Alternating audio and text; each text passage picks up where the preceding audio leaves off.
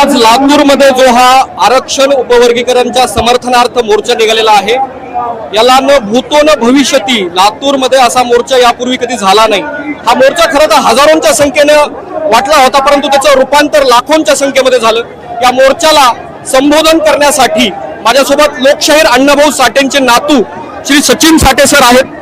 साहेब, ह्या मोर्चाला हजारो नाही तर लाखोंचं स्वरूप आलेलं आहे। वाडी वस्ती तांड्यावरून लोक आलेले आहेत, काय सांगतात? हा मोर्चा हा लोकांच्या मनातल्या भावना या सगळ्या मोर्चामध्ये दिसून येतात। हा आक्रोश आहे आणि हा प्रचंड आक्रोश आहे। ज्या पद्धतीनं आम्हाला हिनवलं गेलं, ज्या पद्धतीनं आमची थट्टा केली गेली, ज्या पद्धतीनं आमची चेष्टा केली गेली, आमच्या अधिकाराचं आम्हाला मिळू नये यासाठी जो डाव या ठिकाणी खेळला गेला, त्याच्या विरोधामध्ये हे सगळे लोक रस्त्यावर उतरलेले आहेत। या राज्यामध्ये, या देशामध्ये संविधानानं सगळ्यांना समान संधीची उपलब्धता केलेली आहे। सर्वांना समान अधिकार मिळाले पाहिजे।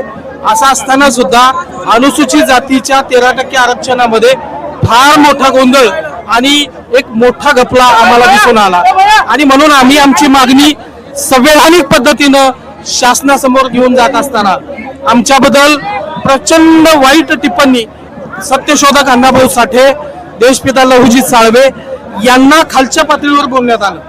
म्हणजे एवढं धाडस या इथल्या एकूणच आमच्या अनुसूचित जातीतल्या प्रगत जातीकडून आम्ही बघितलं। आमची मागणी एवढीच आहे की प्रगत जात आणि अप्रगत जात असं शासनानं धोरण राबवलं पाहिजे आणि ते अंमलात आणलं पाहिजे। 1 ऑगस्ट 2024ला सुप्रीम कोर्टाचा आदेश आहे की अनुसूचित जातीच्या आरक्षणाचं वर्गीकरण करा। 5 राज्यामध्ये लागू झाले, महाराष्ट्रामध्येच का विरोध? हे आमच्या मनातली एक मोठी चीड आहे आणि आमचा हा संघर्ष वर्गीकरण घेऊनच शांत बसणार आहे।